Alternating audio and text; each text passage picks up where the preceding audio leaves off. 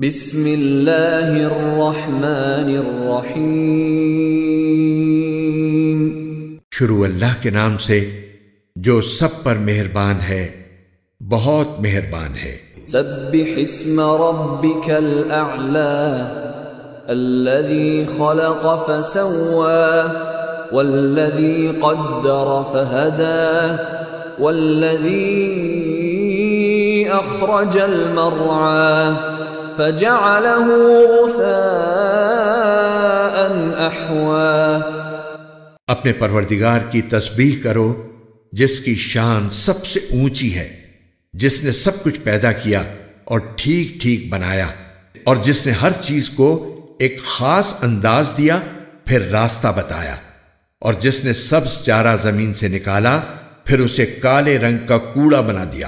سنقرئك فلا تنسى إلا ما شاء الله إنه يعلم الجهر وما يخفى۔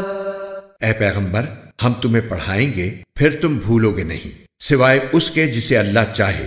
یقین رکھو وہ کھلی ہوئی چیزوں کو بھی جانتا ہے اور ان چیزوں کو بھی جو چھپی ہوئی ہیں۔ وَنُيَسِّرُكَ لِلْيُسْرَى فَذَكِّرْ إِن نَّفَعَتِ الذِّكْرَى۔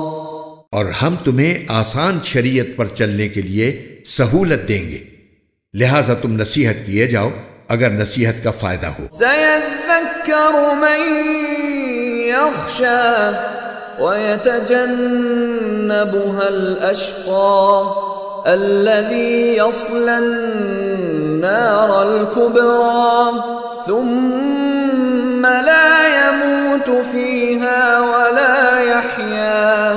جس کے دل میں اللہ کا خوف ہوگا وہ نصیحت مانے گا، اور اس سے دور وہ رہے گا جو بڑا بدبخت ہوگا، جو سب سے بڑی آگ میں داخل ہوگا، پھر اس آگ میں نہ مرے گا اور نہ جیے گا۔ قد افلح من تزكى وذكر اسم ربه فصلى۔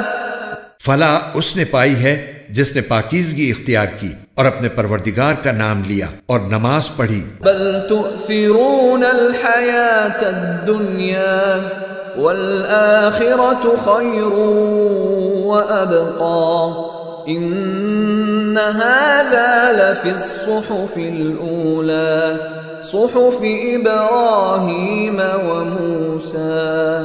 لیکن تم لوگ دنیاوی زندگی کو مقدم رکھتے ہو، حالانکہ آخرت کہیں زیادہ بہتر اور کہیں زیادہ پائیدار ہے۔ یہ بات یقیناً پچھلے آسمانی صحیفوں میں بھی درج ہے، ابراہیم اور موسیٰ کے صحیفوں میں۔